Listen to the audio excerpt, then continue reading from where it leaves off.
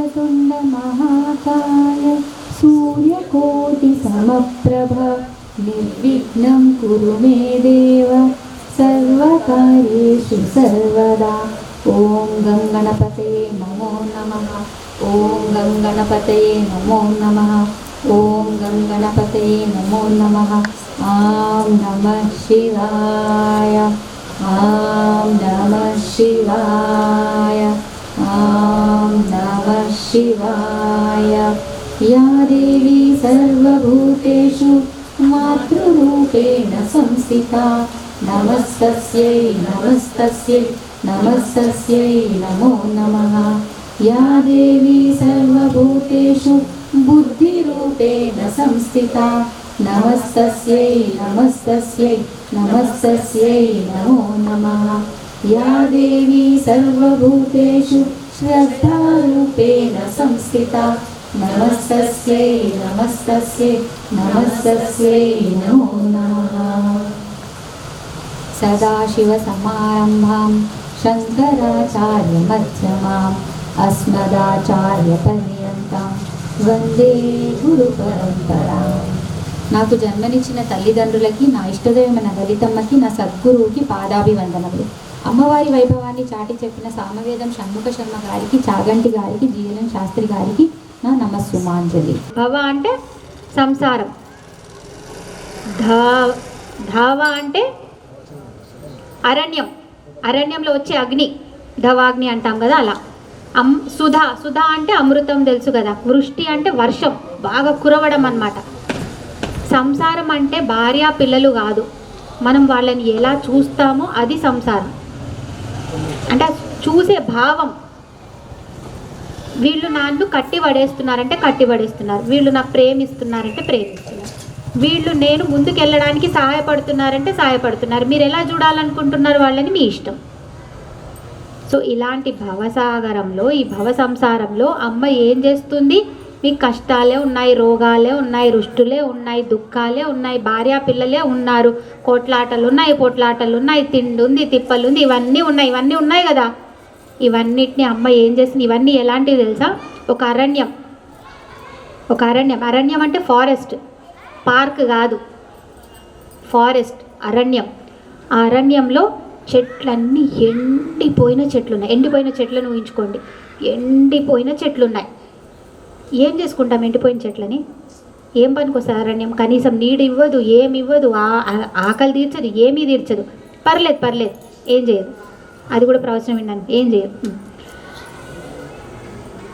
అలాంటి ఎడారి అంటే మొత్తం ఎండు గట్టిన అరణ్యంలో అమ్మ ఎంత వర్షం కురిపిస్తుందంటే మళ్ళీ అన్ని కొత్త చిగురులు వస్తాయి, కొత్త ఆకులు, పుష్పాలు, మళ్ళీ అది వికసిస్తాయి। అంటే అరణ్యం అంతా కూడా మళ్ళీ ఎలా అయిపోతుంది? నిత్య కళ్యాణం పచ్చతోరణం। అంటే మీకు ఈ భవసాగరంలో ఇలాంటి వాటిట్లో ఏదైనా సంబంధించిన కష్టాలుంటే ఈ నామం పట్టుకుంటే వాటన్నిటినీ ఒక వర్షం వచ్చి తోడేసి ఆ మొత్తం ఎండగట్టిన అరణ్యంలో వర్షం కురిస్తే ఎలా అయితే మళ్ళీ అన్ని చెట్లు చిగురిస్తాయో అది చేస్తుంది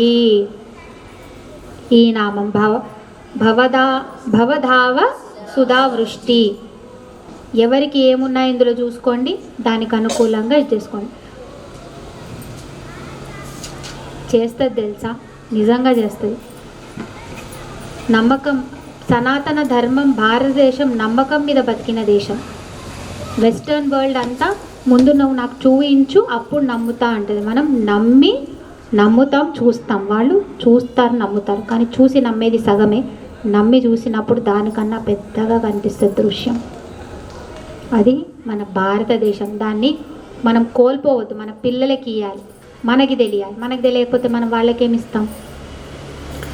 పాపారణ్య ధవానల, ఇప్పుడు ఇంతకుముందు వర్షం గురించి చెప్పాను, పాపారణ్య ధవానల, ఇప్పుడు పాపం, పాపాలు, అరణ్య, మళ్ళీ అడవి, అరణ్య, ధవానల, ఇక్కడ ధవానల అంటే ఇక్కడ ఫారెస్ట్ ఫైర్, ఏది అమెజాన్ కాదు, ఏంటది మొన్న ఏదో ఫారెస్ట్ ఫైర్ అంటుకుంది కదా, అమెజాన్ ఫారెస్టే కదా, అమెజాన్ ఫారెస్టే। పాపాలు ఉన్నాయి, పాపాలంటే ఏంటి? ఇప్పుడు చేసుకున్నవి, ఇప్పుడు చేసుకున్న మీరేవో అష్ట కష్టాలు పడుతున్నారు, ఇబ్బందులు అవుతున్నాయి, అవన్నీ మీ పాపాల లిస్ట్. సరేనా? ఈ పాపాలు ఎలా ఉన్నాయి అంటే మీకు దాంతో మీ పాపాల లిస్టుతో మొత్తం ఆ అడవి అంతా కారు చీకటైపోయింది. అడవి ఊహించుకోండి, ఎందుకంటే ఇందులో మీలో ఏమైనా ఇందులో ఉంటే అవన్నీ సెట్ అయిపోతాయి. ఊహించుకోవాలి, ఇమాజినేషన్. ఎలా అయిందంటే చీకటంతా కమ్మేసింది. అరణ్యం నుంచి మీరు బయటపడలేకపోతున్నారు, అష్ట కష్టాలు పడుతున్నారు. అరణ్యంలో ఆకులు అన్ని అలములు మీ మీద గుబూరుగా మీద పడుతున్నాయి, ఒత్తుగా ఉన్నాయి, గుంపుగా ఉన్నాయి. అది ఎంత కారడివి అంటే కనీసం చీమలు కూడా దూరలేవు, కాకులు కూడా వ్రాలలేవు. అలాంటి అడవి అంటే మొత్తం కమ్మేసింది. అసలు మీరు ఎక్కడున్నారో కూడా మిమ్మల్ని మీరు బయటపడలేనన్ని పాపాలు మిమ్మల్ని ఒక నల్లని అరణ్యంలాగా మిమ్మల్ని చుట్టేసుకున్నాయి. అలా చుట్టేసి ఉన్నప్పుడు ఏం చేస్తుందంటే ఒక అగ్ని దవన, ఏంటది దవానల అంటే ఫారెస్ట్ ఫైర్ లాగా ఒక అగ్నితోని ఆ పాపాలన్నిటిని దహించేస్తుంది. ఒకదాని తర్వాత ఒకటి అన్నిటినీ తీసేస్తుంది. ఇప్పుడు మెల్లగా వెలుగు రావడం మొదలైంది. పాపాలన్నీ నల్లదనం అంతా పోతుంది. ఒక్కొక్కటి ఏదైతే గుబురుతనం ఉందో మెల్లగా పోతుంది. మీలో కూడా ఏమైనా ఇవన్నీ ఉంటే అవన్నీ పోతున్నాయి. మెల్లగా ఒక్కొక్కటి అన్నీ పోతున్నాయి. మరి ఎలా? పాపాలు పోయాయి, కానీ నేను ఉండాలి. అయ్యో, మరి నువ్వు కూడా పోతావేమో. ఎలా? అగ్గి కదా, ఎలా? అంతే కదా. దీనికి అంటుకుంటే మనకు అంటుకోవడానికి ఎంతసేపు? ఇది లూజ్గా ఉంటే చెప్పలేం, బతికిపోతాం. ఎవరికి టాటూలు ఉన్నాయి శరీరం మీద?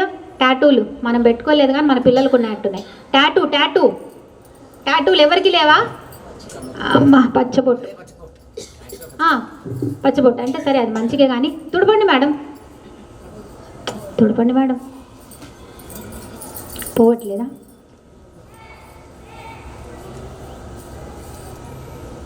రాసుకోండి, ఒక లైన్ గీసుకోండి. ఎక్కడైనా పర్లేదు, ఒక లైన్ వేయండి. పర్లేదు వేయండి, ఎక్కడైనా పర్లేదు వేయండి. తుడవండి, కొంచెం దాన్ని చెరపండి. అవునా? ఓకే, మీ ఇష్టం అబ్బా. మీరు పాపాలని టాటూలాగా మీరు శరీరం లోపలికి చొచ్చుకొని పోయేటట్టు పెట్టుకుంటారా, పెండు గీతలా పెట్టుకుంటారా, మీ ఇష్టం. ఇక మొత్తం టాటూలా పెట్టారనుకో మిమ్మల్ని కూడా టింగ్ వేసేసుకుంటుంది. లేదు పైనే ఉందనుకో పాపాలు తీసేస్తుంది, మిమ్మల్ని ఉంచుతుంది. ఇలాంటి డౌట్ నాకు ఎప్పుడు వచ్చేది తెలుసా? కొంతమంది ప్రలోభం కొద్దీ తప్పులు చేస్తారు, అంటే దానిలో లోభితనంలోకి వస్తారు. అప్పుడు వాడికి ఏం చేస్తుంది అంటే, అయ్యో వీడు తెలియక చేశాడని ఫస్ట్ వాడిని రక్షిస్తుంది. ఇప్పుడు పిల్లాడు తెలియక ఫ్రెండ్స్ దాంట్లో పోయి ఎక్కడో పడ్డాడు అనుకోండి, ఫస్ట్ వాడిని ఆ ఫ్రెండ్స్ సర్కిల్ నుంచి బయటపడేయాలి. ఆ తర్వాత వాడికి ఇంటికి వచ్చాక చచ్చట సాయన్ 2 వాయించాలి శిక్షణ. కానీ వాడు కావాలనే ప్రయత్నపూర్వకంగా తప్పు చేస్తే ఫస్ట్ ఏం చేయాలి? ఫస్ట్ శిక్షించాలి, దండించాలి, ఆ తర్వాత రక్షించాలి. ఇది అమ్మ చేసే పని. కానీ మీరు మీ పాపాలని మీ శరీరం లోపల కంటే మీ ఉనికే చేశారనుకోండి, మీ పాపాలని మిమ్మల్ని కూడా దయించేయాల్సి వస్తుంది, తప్పదు. అందుకే పాపాలు ఎక్కువైతే, కాదమ్మా నా తప్పుగా అనుకోవద్దు, కానీ నాకు అయ్యప్ప స్వామి దీక్ష ఉంటుంది కదా, నాకు అవంటే కొంచెం భయం వేసేది చిన్నగా ఉన్నప్పుడు. అర్థమయ్యేది కాదు. చాలామంది వెళ్తారు, తిరిగి వస్తున్నప్పుడు ఏదో యాక్సిడెంట్ అంటారో లేకపోతే ఏదో ఒకటి అంటారు. అప్పుడు డౌట్, అమ్మా నీకోసమే కదా వెళ్ళేది, నువ్వు ఎట్లా చంపేస్తావు వాళ్ళని, తిరిగి కదా వాళ్ళని ఇంటికి క్షేమంగా చేర్చాలి, వాళ్ళ పిల్లలు ఆగుతున్నారు కదా. ఇది నా డౌట్. కానీ వాళ్ళు సాధన నిజంగా అంత లెవెల్లో చేస్తే నీ పాపాలు తీస్తానరా, కానీ అది నీకు ఎంత అతుక్కొని పోయాయి అంటే నిన్ను కూడా తీసుకెళ్లాల్సిన అవసరం వచ్చేలాగా వచ్చింది అంటే తిరిగి వచ్చే గమ్యంలో తీసుకుంటాడు. తొందరగా చేర్పి వాడే అడుగుతాడు, మరి ఎట్లా పెట్టమంటావా? లేదమ్మా ఈ శరీరమే వద్దు, పాపాలే శరీరం, సరే తీసుకెళ్తా, నీకు వెంటనే మంచి జన్మిస్తా. కానీ ఇవన్నీ పిల్లలు చెప్తే ఏం చేస్తారు? నెత్తి మీద 2 మొట్టికాయలు వేస్తారు. నువ్వు వద్దు, నీ దీక్ష వద్దు, ఇంట్లో కూర్చో అంటారు. దౌర్భాగ్య తూల వాతూల, బాబా ఇంతవరకు దౌర్భాగ్య తూల వాతూల, ఇంతవరకు పాపాలు చెప్పాను. ఇప్పుడు దౌర్భాగ్యం అంటే గుర్తు తెలియని పాపాలు. మీకే అర్థం కావు ఇది ఎందుకు జరుగుతోంది నాతోని అని. అది దౌర్భాగ్యం అంటారు. వీడి దౌర్భాగ్యం అలా ఉందిరా, మనమేం చేయగలం అంటారు కదా. అవి ఎలా పేరుకుపోయాయంట, దౌర్భాగ్యం ఒక పర్వతపు పుట్టలాగా, తిరుమల తిరుపతి ఉంటుంది కదా పుట్టలు, అలా పేరుకుపోయింది. తీద్దామన్నా తీసేటట్టు లేదు. తిరుమల తిరుపతికి వెళ్తున్నారు, పెద్ద గాలి వచ్చింది, పైనుంచి రాళ్ళు పడ్డం చూసారు ఎప్పుడైనా? గాలి, బాగా గాలి దుమారం వచ్చింది, రోడ్ మీద రాళ్ళు పడిపోతాయి కదా, పెద్ద పెద్ద రాళ్ళు పడిపోతే ఏం చెప్తారు? ఈ రోజుకి నో ట్రాన్స్పోర్టేషన్ అంటారు. అంటారా అనరా? అంటారా? అలా మీ దౌర్భాగ్యం పెద్ద పర్వతపు కొండ గుట్ట అయితే అమ్మ ఒక పెద్ద గాలి దుమారం వేస్తుంది, మీ దౌర్భాగ్యాలన్నిటినీ తుడిచిపెడుతుంది. ఎంత పెద్ద గాలి దుమారం అంటే దూది పింజలాగా అయిపోతుంది అనమాట మీ దౌర్భాగ్యం. 2 కోట్లు ఆగిపోయినాయి. దౌర్భాగ్యమేగా, ఎక్కడి నుంచి ఎట్లా సెటిల్ చేయాలో తెలియదు. లేకపోతే దౌర్భాగ్యం ఎలాంటిది తెలుసా నాన్న? క్యాన్సర్ లాంటిది. ఎప్పుడు వచ్చిందో తెలియదు, ఎక్కడెక్కడికి పాకుతుందో తెలియదు. నీ దౌర్భాగ్యం ఎంత నీ వెంట ఉంటుంది అంటే, ఇంట్లో ఉంటుంది, బయట ఉంటుంది, పని దగ్గర ఉంటుంది, నీ శరీరంలో ఉంటుంది, నీ మనసులో ఉంటుంది. అంటే ఎక్కడ తీద్దామంటే కూడా అది ఇలా మొత్తం పాకిపోతుంది, ఎక్కడికి వెళ్ళినా పని జరగదు. అప్పుడు ఏం చేస్తుంది? ఆ దౌర్భాగ్యాన్ని అమ్మ దూది పింజ చేసి ఆమె ఒక గాలి ఉఫ్ అంటదంట. కొట్టండి అబ్బా, దానికేం తక్కువ, కొట్టండి, పర్లేదు, ఏం కాదు. అష్ట దౌర్భాగ్యాలు ఏవో కావాలా మీకు? ఇందులో ఏమైనా ఉంటే చెప్పండి, అమ్మ తీసేయి, ఇక్కడ ఉన్నప్పుడు అడగతా. రుణం, రుణం లేనోడు ఎవడు? అందరికీ ఉంది, అడగండి. యాచన లేదనుకుంటా, ఏమన్నా అడుక్కుంటున్నానని నాకు తెలియదు మరి. యాచన, యాచన కాదు, ఇప్పుడు మన దగ్గర లేని ఇంకో దగ్గర అడిగితే యాచననే కదా. చెయ్యి చాపేమంటే యాచననే కదా.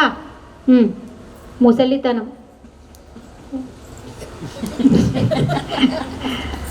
జారత్వం. జారత్వం అంటే అలాంటిదే, ముసలితనం లాంటిది. దిగజారుడా. చోరత్వం, దొంగలు ఉన్నారా? లేరు కదా. దరిద్రం, అన్నీ ఉన్నా అల్లున్నోట్లో రోగం. హాయ్ దేవా, మమ్మల్ని చంపేది ఇదే కదా. కీళ్ళ నొప్పులు, కీళ్ళు అరుగుతున్నాయి. భుక్త శేష భోజనం, మిగిలింది తినడం. అది ఎవరు చేస్తారు? శునకం. మనకు అలాంటిది భుక్త శేష భోజనం. భుక్త తినేది, మిగిలింది తినడం. ఒకళ్ళు పెట్టింది అది మిగిలి అంటే తిండికి లేక అలా ఉండదు. సో ఇలాంటివి ఉన్నవన్నీ కూడా అమ్మ తీసేస్తుంది. శ్రీమాత్రే నమః. అబ్బా, బాగా తెలిసింది మేడం. అచ్చా, నామాలు ఆడ అయిపోయినాయనా? పొజిషన్ మార్చేసినారు.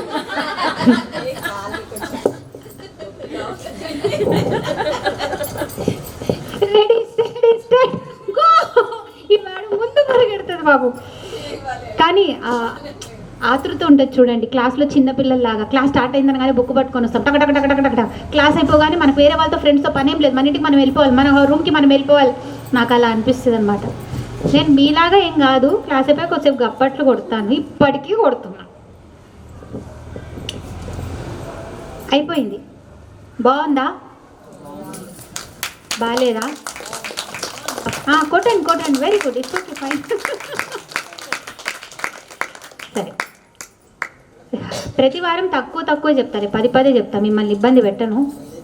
5 సరిపోయింది. నేను ఎప్పుడు ఇక్కడే కూర్చునేది, ఇంకా ఉన్న ఒక్క జాబ్ కూడా వదిలేసుకోవాల్సి వస్తుంది మనం. శ్రీమాత్రే నమః. జరాత్వాంత రవిప్రభ. జర అంటే ముసలితనం అనమాట, ఏదైనా క్షీణించేది. జరత్వం అంటాం కదా, అంటే ఏదైనా తగ్గేదనమాట జరత్వం అనేది. ద్వాంత అంటే పెను చీకటి, బాగా పెను చీకటి ఉంది. రవిప్రభ అంటే సూర్యకిరణ పుంజం ఉంటుంది కదా, సూర్యకిరణాలు, వాటి ఆభ, వాటి ప్రకాశం. సో అమ్మ ఏం చేస్తుంది అంటే, ఎక్కడైతే క్షీణిస్తుంది, తగ్గుతుంది అంటే, ఇప్పుడు మీకు సూర్యకాంతి తగ్గుతుంది అనుకోండి, అదేమవుతుంది? చీకటే కదా. అలాంటి చీకటి ఉన్న ప్రతి చోట కూడా తన సూర్యకాంతుల్ని మొత్తం కిరణాన్ని స్రవించి దాన్ని మళ్ళీ వెలుగులోకి మారుస్తుంది అనమాట. అలా వెలుగులోకి ఏంటి, ఇప్పుడు మనకి చూడండి, ఇంద్రియ పట్టుత్వం తగ్గిందనుకో, ఇప్పుడు నాకేం ఉంది, ఇప్పుడు నాకేం వచ్చింది, నా వయసు తగ్గ కళ్ళద్దాలు వచ్చాయి. అంటే బయట ఏం సరిగ్గా లేదా, నా ఉంది, కానీ నా కళ్ళ పట్టుత్వం తగ్గింది అంటే నా ఇంద్రియ పట్టుత్వం, అది వయసుతో సహా జరిగేది. సో దానికి అది చూసుకుంటుంది అమ్మవారు. ఇంకొకటి ఏంటి, ఇది సాధారణ వెలుగు. ఇంకొకటి ఏంటి, కొంతమందికి బుద్ధి సరిగ్గా వికసించదు, మెంటల్ లైట్ అంటారు, అది కూడా ఇంపార్టెంట్, అది కూడా అమ్మ చూసుకుంటుంది. ఇంకోటి ఏంటి అంటే నేను అనేది కూడా ఒక వెలుగు ఉంటుంది తెలుసుకోవడానికి. ఇక్కడ మీరు కూర్చున్నారు చూడండి, అది తెలుసుకోవడానికి కూర్చున్నారు.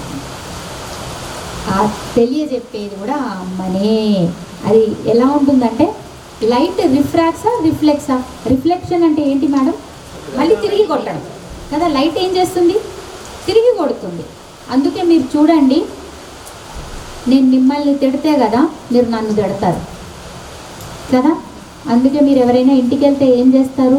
మూడో మనిషి గురించి మాట్లాడతారు. అర్థమైందా? మూడో మనిషి గురించి మాట్లాడితే మనం ఎక్కువసేపు మాట్లాడగలం. ఇప్పుడు నేను మిమ్మల్ని తిడితే మీరు వెంటనే లైట్ రిఫ్లెక్షన్ అంటే మీరు వెనక్కి ఏం చేస్తారు? నన్ను కూడా తిడతారు. అంటే అమ్మవారు ఏం చెప్తుందంటే ఇవన్నీ తగ్గిస్తుందన్నమాట.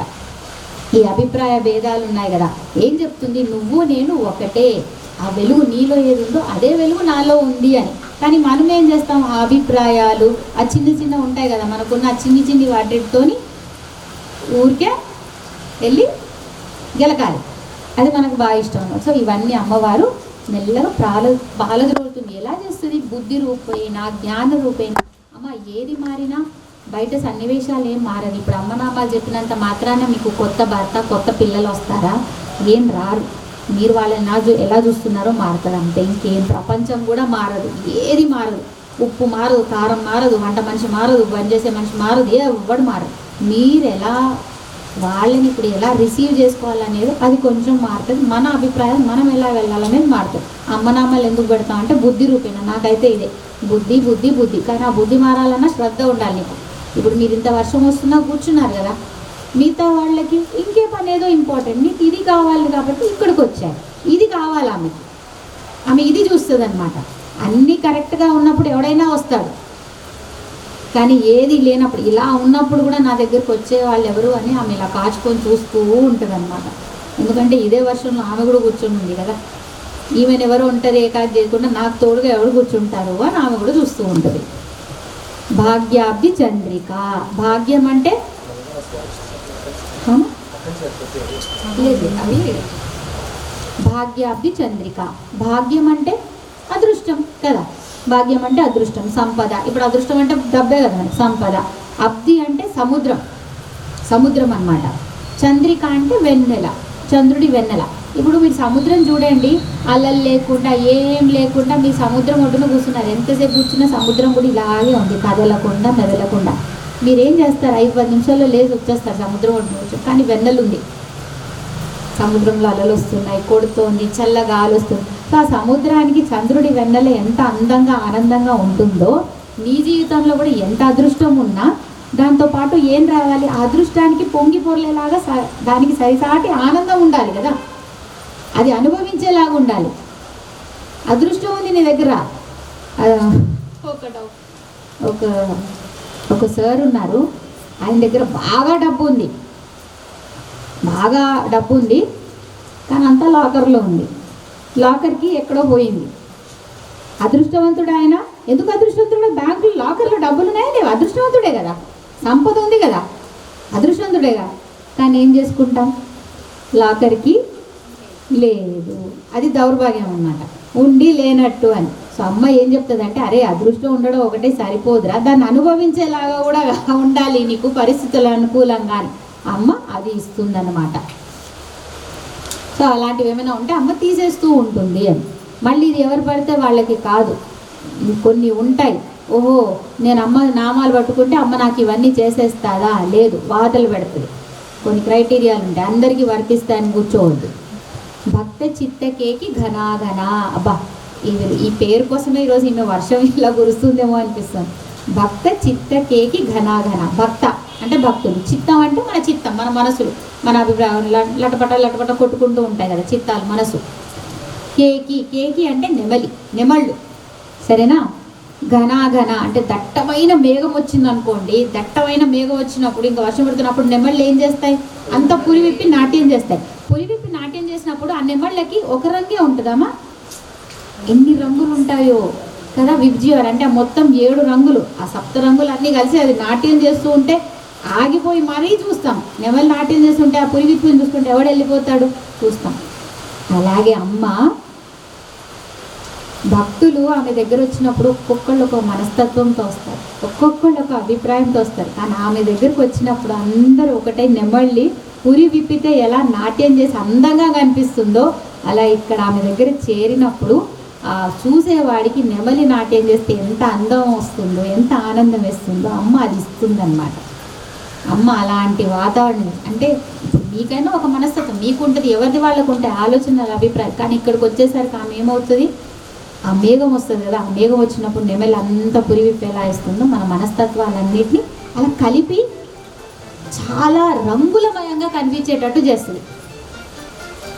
సో సరి చేస్తుంది అనమాట.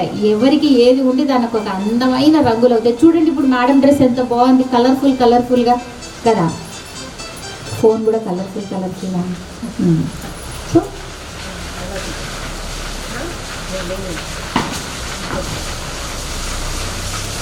ఇక్కడ ఏముంటుందంటే, ఏముంటుంది మనస్తత్వాలు అంటే, ఇప్పుడు మీరు కోపంతో కూర్చున్నారు, మీకు కొంచెం ఏమంటారు మోహం, ఒకళ్ళ మీదనే ఇష్టంతో కూర్చున్నారు, మీకు ఇంకో అభిప్రాయంతో కూర్చున్నారు. అలా ఒక్కొక్కళ్ళు ఏ దాంతో వచ్చినా ఇక్కడికి వచ్చేసరికి అవన్నీ కూడా సమసిపోతాయి. అవన్నీ లెక్కలోకి రావు. అవన్నీ మీ మొదటి క్రైటీరియా ఉండదు.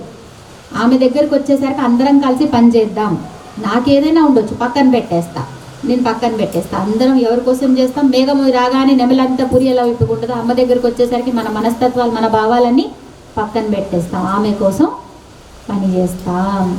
రోగ పర్వత దంబోలి. అబ్బా ఈరోజు డాక్టర్స్ డే కదా. ఏ రోగం అమ్మ? మేమంతా చూసేది ఏ రోగాలు? శారీరక రోగాలు కదా. శరీరానికి ఏవో రోగాలు వస్తాయి అవి చూస్తాం. కానీ ఇక్కడ అమ్మ మాట్లాడేది ఆ రోగాల గురించి కాదు, భావాలు, మానసిక రోగాలు. భావమే కదమ్మ పెద్ద రోగం. భావం అంటే ఏంటి? ఇంకా రోగ పర్వత దంబోళి. సరే, రోగం అంటే పర్వతం లాగా ఉంది, పెద్ద పుట్టలాగా ఉంది. దంబోళి అంటే వజ్రాయుధం. ఇంద్రుడి దగ్గర ఉంటుంది కదా, ఎలక్ట్రిక్ ఇలాగంటే. వజ్రాయుధంకి ఏముండింది ఏమైనా తెలుసా? వజ్రాయుధం పర్వతాలకి ఇంతకుముందు రెక్కలు ఉన్నాయని తెలుసా? రామాయణంలో ఉంది కదా, ఆ సముద్రం, ఆయన పేరేంట మహారాజుది, పర్వత మహారాజు. ఆయన ఒక్కడే రెక్కలతో ఉంటాడు, సముద్ర భూగర్భంలోకి వెళ్ళిపోతాడు, ఆయన ఒక్కడికే అది ఉంటుంది. మిగతా వాళ్ళ పర్వతాలన్నీ రెక్కలు. ఇంద్రుడు ఏం చేస్తాడు? నరికేస్తాడు వజ్రాయుధం. ఎందుకంటే ఈ పర్వతాలన్నీ ఏం చేస్తాయి అంటే రెక్కలు వేసుకొని ఎగురుతూ ఉంటాయి, ఆడబడతాయి, ఎంతో నష్టం చేస్తాయి. సో ఇంద్రుడు ఏం చేస్తాడు? వజ్రాయుధంతో అన్ని రెక్కలు కట్ చేసేస్తాడు అంటారు, నరికేస్తాడు. సో అమ్మ ఏం చేస్తుందంట, అలాగే రోగం అనే పర్వతాన్ని అమ్మవారు వజ్రాయుధం లాగా నరికేస్తుంది. ఏ రోగం? భావం. ఏ భావం? ఇమోషన్ ఎక్కువైతే మోషన్ వస్తుంది. మోషన్ వస్తే కంట్రోల్ అవుతుందా? అవ్వదు, డాక్టర్ దగ్గరికి వెళ్ళాలి. అలాగే ఏ ఇమోషన్ కూడా. ఇప్పుడు నాకు ఈ ఇమోషన్లు బాగా ఉంటాయి కోపం, క్రోధం, అసూయ, ఓర్వలేనితనము, ఇవన్నీ భవరోగాలు. దీనికి ఏ డాక్టర్ వచ్చి చూస్తాడు మనల్ని? ఏం చెప్పగలం? ఏ డాక్టర్ దగ్గరికి వెళ్ళి చెప్తాం ఆమెకి ఎక్కువ ఉన్నాయి డబ్బులు, నాకు తక్కువ ఉన్నాయి, ఆమె మొగుడు బాగా చూసుకుంటాడు, నా మొగుడు బాగా చూసుకోవాలంటే డాక్టర్ అంటే అమ్మాయి ఎందుకు కూర్చున్నాము ఇక్కడ, ఏమైనా వేరేది ఉంటే చెప్పరాదు అని. అవి ఎవడు ఫీజు కట్టడు, రోగాలు ఆగవు కదా. సో అవి భవరోగాలు అనమాట. వాటిని అమ్మవారు పాలద్రోలుతుంది, వజ్రాయుధం లాగా నరికేస్తుంది. ఇవి డబ్బులు ఎలా వచ్చాయో అర్థం కాకపోతే ఎక్కడేయాలి? వెంకటేశ్వర స్వామి ఉండిలో. సో ఈ భవరోగాలు ఏడు నుండి వస్తాయో కూడా ఎవరికి తెలియదు, కానీ ఆమెకి తెలుస్తుంది. ఎవడికి ఏ భవరోగం ఉందో, ఎవడికి ఎలా నరకాలో ఆమెకి తెలుసు. మీరేం భయపడాల్సిన అవసరం లేదు. అయ్యో మరి నాకేముందమ్మా, నేను ఆలోచించి రేపు ఉదయం చెప్తాను నీకు, నువ్వు అది నరికేసి ఏం అవసరం లేదు. ఈ పేరు చెప్పండి, మీకు ఎక్కడెక్కడ ఉందో ఈ రోగ పర్వత దంబోలి, మీకు ఎక్కడ అడ్డుపడుతుందో ఆమెనే నరికేస్తుంది.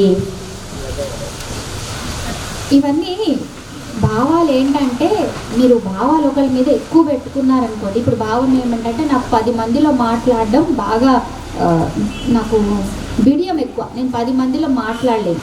లేకపోతే ఇంట్లో కనీసం నా పిల్లలకి ఇది ఇష్టం, నా కోసం తీసుకురాగలరా, లేకపోతే నా భర్తకైనా ఒక మాట, నాకు ఇది ఇష్టం లేదండి, నాకు ఇది సరే, ఆయన ఊరికి వెళ్దాం అంటున్నాడు, నాకు ఇష్టం లేదు, లేకపోతే నాకు ఈరోజు వెళ్ళాలని లేదు, ఒక మాట కూడా చెప్పలేకపోతున్నారు అనుకోండి. అంటే మీరు ఏం చేస్తున్నారు? మీ భావాన్ని, మీ ఇమోషన్ని ఆపేసుకుంటున్నారు.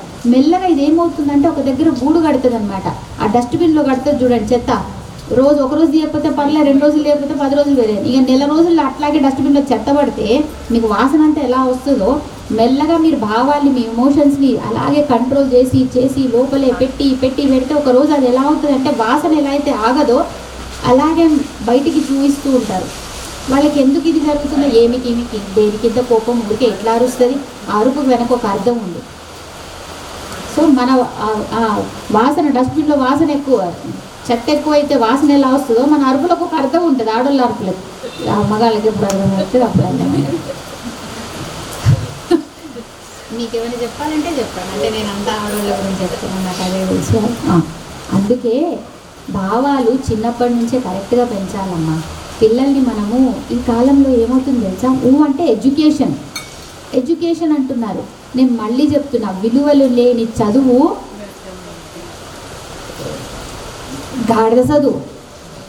గాడిద మీద బారు వేసి మొయ్యి అంటారు కదా, పెద్ద చదువుతున్నాడు నా పిల్లాడు, పెద్ద చదివాడు. నేను ఎంత చెప్తున్నానమ్మా, ఎంత చదువు చదివినా కానీ వాడికి సంస్కారం లేదనుకోండి, వాడు వ్యర్థం. వాడు ఇంటికి పనికి రాడు, ఊరికి పనికి రాడు, దేశానికి పనికి రాడు, ప్రపంచానికి పనికి రాడు, ఆ అమ్మకు కూడా పనికి రాడు. అది ఎవరు నేర్పియాలి? స్కూల్ అయితే నేర్పియాలి, మనమే నేర్పించుకోవాలి. ఈరోజు ఎందుకో ఏదో రీల్ వస్తూ ఉంటే, ఒక పిల్లాడంట చాలా మంచి పనులు చేస్తాడు, అందరికి అన్నదానం పెట్టిస్తాడు, అనాథాశ్రమాలకు వెళ్ళి వాళ్ళు చేస్తాడు, ఆడపిల్లల్ని చదువులకి ఏదో పంపిస్తాడు, గుళ్ళు గోపురాలు కూడా తిరుగుతాడు, అన్నీ మంచిగా ఉన్నాయి, వాడు అలవాట్లు అన్నీ బాగున్నాయి. కానీ ఒక అమ్మాయి ఎవరో తన్ని కాదన్నందుకు ఆ అమ్మాయి మీద యాసిడ్ పోయలేదు. ఇక మగాడుకున్న ఒకటే శారీరక బలం ఉంటుంది కదా, దాన్ని ఉపయోగించాడు. అలా అందరూ ఏమన్నారు అంటే కింద క్యాప్షన్, జాగ్రత్త మంచోళ్ళలో కూడా చెడ్డోడు ఉంటాడు అని. అంటే ఇప్పుడు ఏమంటున్నారు, ఇలాంటి పనులు చేసే వాళ్ళల్లో కూడా చెడ్డోడైనా. ఇప్పుడు వాడు చేసిన పనులన్నిటి కూడా చెడు పనులు అయిపోయినాయి ఆ వ్యక్తి వల్ల. అంటే ఏమంటారు, ఇప్పుడు ఆ మంచి పనులు అక్కడ ఎవడో వచ్చి ఒకడు మంచి చేస్తున్నాడు, ఆ మంచిలో కూడా ఎవడో చెడు వెతకడం మొదలు పెడతాడు ఆ రీల్ వల్ల. నేను చెప్తున్నా, అరే వాడు మంచి పని చేస్తున్నాడు, వాడు బాగా చదివాడు, ఇవి చూడకండ్రా. వాడు చిన్నప్పటి నుంచి ఎక్కడ పెరిగాడు, ఎలా పెరిగాడు, వాడి వ్యక్తిత్వం ఏంటి, వాడి క్యారెక్టర్ ఏంటి, అది చూడండి. నీ చదువు అనేది ఒక పూత, నువ్వు 10 మందికి సహాయం చేస్తున్నావు అనేది ఒక పూత. నీ లోపల నుంచి నీ అలవాట్లు మంచిగా లేవనుకో, నువ్వు రేపొద్దున్న ఎంత పెద్ద డాక్టర్ అవ్వు, నువ్వు ఎంత పెద్ద పోలీస్ అవ్వు, ఏమైనా అవ్వు, తెలియకుండా నీ వ్యక్తిత్వం నువ్వు చేసే పనిలో బయట పడుతుంది. సో వ్యక్తిత్వం లేకుండా, సరైన పెరుగుదల లేకుండా, అలవాట్లు లేకుండా నువ్వు వాడిని పెద్ద చదువు చదివాడు కదా, మంచి పనులు చేస్తున్నాడు కదా, అంత మాత్రాన మంచోడైపోతాడా? కాడు. మంచి చేసే వాళ్ళందరినీ చెడు చేయడం, అదే కోవలో చేసి, మళ్ళీ అదొక బాధాకరమైన విషయం. ఇప్పుడు మనం ఒక మంచి పని చేస్తే, చేసాడులే వాడు కూడా చేశాడు, అదే అయ్యాడు. మన ఇంట్లో మన నెత్తి మీద కొట్టి మనల్ని ఆపేటోళ్ళు ఇంకో 4 తయారవుతారు అలాంటివన్నీ చూసి. మృత్యుదారు కుటారిక. మృత్యు అంటే అందరికీ తెలుసు కదా, అందరికీ బాగా ఐడియా ఉంది కదా. అందరూ ఆ బస్సు ఎక్కాల్సిన వాళ్ళమే. ఆ బస్సుకి టికెట్ అందరి దగ్గర ఉంది. దారు అంటే పెద్ద మొద్దు, చెట్టుకి పెద్ద మొద్దు ఉంటుంది కదా, అది. కుటారిక అంటే పదును పెట్టిన గండ్రగొడ్డలు అనమాట. అమ్మవారు ఏం చేస్తుందంటే పెద్ద మొద్దు. మీకు తెలుసు కదా, చెట్టుకి మొద్దు ఎట్లా వయసు పెరిగే కొద్దీ చెట్టుకు ఆ మొద్దు కూడా పెరుగుతూ ఉంటుంది. ఆ మొద్దు పెరిగినంత మాత్రాన దేనికైనా పనికి వస్తుందా? రేపొద్దున్న దాంతో ఎక్కువ పూలు వస్తాయి, పళ్ళు వస్తాయి, రేపొద్దున్న ఏదైనా వంశము అభివృద్ధి చెందుతుంది ఆ మొద్దుతోని. ఏం జరగదు, ఏమవుతుంది? అనవసరమైన బరువు పెరిగి అంతే కదా, వయసు పెరుగుతుంది. అలాగే మన అభిప్రాయాలు, మన ఆలోచనలు, అంటే భయం, చావుతో భయం లేదు, కానీ చావు ఎప్పుడు వస్తుందనే ఆలోచన మొద్దులాగా పెంచుకుంటాం చూడండి. ఇదేనికి పనికి రాదు, దాన్ని గండ్రగొట్టెలతో తీసేస్తుంది. అంటే భయం, ఏ పని చేయాలన్నా ఒక భయం ఉంటుంది. అమ్మో చావు అని అనట్లే, ఏదైనా భయం అమ్మ. ఒక మంచి పని చేద్దామన్నా భయం. రాముడు ఒకసారి రావాల్సిందే తెలుసా. వీళ్ళ పాటల్లో వీళ్ళందరూ కూడా మేము ఇక్కడ ఉన్నామని చెప్తారు. ఈ కాలంలో ఏమైందంటే, చెడ్డోడికి ఉన్నంత పటుత్వము, అంత ధైర్యము మంచోళ్ళకి లేదు. ఎందుకో మంచోళ్ళు ఒక చెడ్డోడు నువ్వు ఈ పని బాగా చేయలేదంటే మంచోడు వెంటనే సరే అని వెనక్కి వెళ్ళిపోతున్నాడు. నేను అంటున్నా మంచోళ్ళు కూడా చెడ్డోడిని పీకి ఏకి నువ్వు అని వాడిపై ఎక్కాలి అంటున్నా. మంచితనం అంటే వెంటనే అని వెనక్కి వెళ్ళడం కాదు, నిల్చో అక్కడే. లేకపోతే ఎప్పుడు వస్తుంది మంచితనం? మంచితనం అంటే మంచితనం కూడా వాడలేదు అనుకోండి మేడం, అది కూడా ఎవడికి పనికి రాకుండా పోతుంది. నేను చెప్తాను, నేను ఎందుకు ఇది అనిపించిందంటే, నేను సంజీవని అని ఈషా హెల్త్ నుంచి ఒకటి తెచ్చుకున్నా. అది మంచి హెల్త్ డ్రింక్ అనమాట. హెల్త్ సంజీవని పౌడర్ అని ఉంటుంది. అది రోజు తాగాలి, కొంచెం మన ఏమంటారు కానీ బెల్లంలో, ఆ బెల్లం నీళ్ళేసి. నాకు అది రోజు తాగాలనిపించేది కానీ అలసిపోయి వచ్చేదాన్ని. అబ్బా ఈరోజు కాదు రేపు పోయింది అలాగే వచ్చింది. మొన్న ఒక రోజు ఎందుకో తీశాను, సరే తీశాను. అది నెలన్నర అయిందో ఎంత 2 నెలలు అయిందో, దానిలో అన్నీ అవి ఫ్లయింగ్ డుమ్ ఉంటాయి కదా పురుగులు, అవి వచ్చి కూర్చున్నాయి. పాపం లోపల ఉన్నది మంచి పదార్థమే, కానీ నేనేం చేశాను, దాన్ని వాడకుండా డబ్బాలో పడేశాను. అదేం చేసింది, అది ఇంకెవరికో ఒకదానికి ఆహారం అయ్యింది. సో అప్పుడు నాకు అర్థమైందంటే ఏంటంటే, అసలు మంచిని కూడా వాడకుండా ఉండడం కూడా అంతే పెద్ద తప్పు అని అర్థమైంది. నేను మంచోడిని, అందుకే నేనేం చేయట్లేదు, అతన్ని ఏం గెలుకు వాడు ఒక్కడైనా బాగుపడతాడు. మంచోడిని అని ఇంట్లో ఎందుకు కూర్చుంటున్నావు? ఇప్పుడు కనీసం అది మంచిది కదా, నేను రోజు దాన్ని దాగుంటే నా పొట్ట నన్నైనా మంచి చేసేది కదా. అది దేనికి పనికి రాకుండా పోయింది. ఆ పురుగులు ఏం చేసేదాన్ని? అది ఓన్లీ జలకాలు ఆడడానికి వచ్చినాయి, ఆడ ఏనికి పనికిరాదు. దాని పొట్టలోకి వెళ్ళదు, దానికి ఎనర్జీ కూడా ఇవ్వదు. అప్పుడు అర్థమైంది, ఓ 10 మంది మంచోళ్ళని పెట్టుకొని ఒక్కడి సలహా కూడా వినకుండా, వ్యర్థం చేయకుండా ఒక్క మంచోడిని పక్కన పెట్టుకొని ఆ ఒక్క మంచోడి మాట వినండి, బాగుపడతారు. లేకపోతే రోజుకొక మంచి పాట. అదే మనం ఈ మధ్య బాగా ఫోన్ వచ్చింది కదా, రోజు 10, అది నేను కూడా ఈ మధ్య వాట్సాప్ స్టేటస్లో పెడుతున్నాను. మంచి పాయింట్లు ఒక 10 దొరికితే వెంటనే సెండ్. అందులో ఒకటి నేనైనా చేస్తాను చేయను, మళ్ళీ వచ్చినాయి కదా పంపిద్దాం, ఏముందిలే. నేను కాకపోతే ఇంకోటి ఎవడో చేస్తాడు, ఎప్పుడు ఇంకోటి ఎవడో చేస్తాడు. నేను మనం చేద్దాంలే, ఏం కాదు, ఏదో నా ఇంట్లో ఉన్నది కదా తాగుదాంలే, ఏమని అంటే నాకు నిజం అర్థమైందా, మంచితనం అనేది కూడా బయటికి వ్యక్తపరచాలి అంతే సమానంగా. చెడు ఎంత బయటికి వెళ్తుందో ఆగకుండా మంచి కూడా వెళ్ళాలి. మంచోళ్ళు ఎప్పుడు వెనక బెంచ్లో కూర్చోదు, గుద్ద చెడ్డు. సో ఇప్పుడు ఈ మృత్యు అంతా యముడు అన్నాడంట, అయ్యో ఇప్పుడు అంతా కలికాంచుని. ఇప్పుడు యముడు అన్నాడు, మరి నేను ఎక్కడ ఉండాలి అంటే, నువ్వు మనుషులను ఉంటారు ఒకటి మానవ జాతి, నువ్వు పోయి వాళ్ళ మనసులో కూర్చో అందంట. అయ్యో మనసులో కూర్చుంటే మరి నేను ఎట్లా, నా పని ఎట్లా జరుగుతుంది, నేనేమో మృత్యుదేవతను కదా, మరి ఎట్లా అంటే వాళ్ళ అభిప్రాయాల్లో వెళ్ళి కూర్చో అందంట. అవునా అభిప్రాయమా, ఏమని కూర్చోవాలి అంటే, నాకు చావంటే భయం ఉందా, నాకు చావంటే భయం, ఎప్పుడు వస్తుంది అట్లా కూర్చో. రోజు నేను గుర్తు చేసుకుంటూ ఉంటాడు. సో రోజు అభిప్రాయాలు సస్తూ ఉంటాడు, నీ పని కూడా జరుగుతూ ఉంటుంది అని. సో అలా చచ్చేదేదో ఒకేసారి చేస్తాం, కానీ ఈ ఎప్పుడు చేస్తామో అనే భయం ఉంటుంది చూడండి, అది ప్రతి నిమిషం మనల్ని చంపేస్తూ ఉంటుంది. అది పని విషయంలో, ఏ విషయంలో అయినా అవ్వచ్చు. కాబట్టి ఆ భయం ఉండదు, చేసేదేదో చేసేయాల్సిందే. రేపు పొద్దున మీకు ఏదైనా కొత్త పని చేయాలనుందా, మంచి పని చేసేయండి, ఎవరిని అడగద్దు, కావాలంటే నన్ను అడగండి, నేను చేసేయమని. ఆడోళ్ళు ఎక్కువగా భర్త పిల్లల్ని అడుక్కుంటూ కూర్చుంటారు, లేకపోతే అత్త మామని, అమ్మ నాన్నని. అమ్మ నేను ఇది చేయాలనుకుంటున్నాను, ఇప్పుడే ఎందుకు నాన్న, అంతా బాగా నడుస్తుంది ఇంట్లో, మంచి భర్త ఉన్నాడు, అర్థం చేసుకునే పిల్లలు ఉన్నారు, నీకెందుకు ఇప్పుడు ఇవన్నీ? సరే అమ్మ టన్.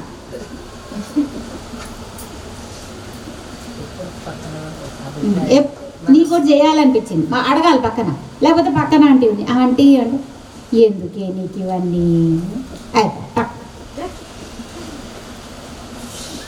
మంచి పనా అనిపించిందా, ఇయ్యేసే.